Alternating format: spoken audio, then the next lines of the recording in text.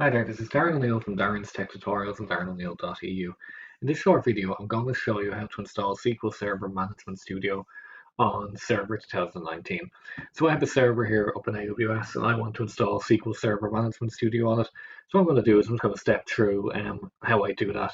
It's relatively straightforward, but let me add the steps here for people who may be unsure. Right, so I've opened Chrome. I'm just going to type in SQL Server. I'm going to say Management Studio. Cool. Let me just agree to the Chrome stuff here. Let me maximize this. I'm just going to literally just click download SQL Server Management Studio. So let's just see. And then we get brought here, and I'm just going to click the download SQL Server Management Studio link. Okay, so we can see it's nearly, it's over 500 megs.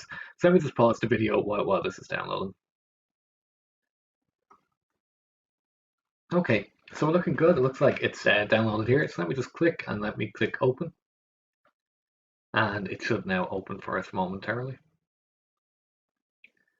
Okay, so what I'm going to do is I'm just going to click the install option here, and we can see it's just going to load some packages here for us. So let me just pause the video again. Okay, so now we can see it's beginning to download some of the packages. So I'll just pause the video while this is continuing through the process.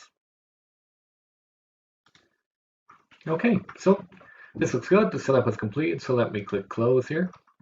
And now I'm just going to click on my start menu, and we can see we have SQL Server Tools 18. I'm going to click on Microsoft SQL Server Management Studio, and hopefully now this will load up for us now. Okay, and we can see that's it. So if you have your database, you can now connect to it with SQL Server Management Studio. So that was a very quick and easy tutorial on how to install SQL Server Management Studio on Server 2019.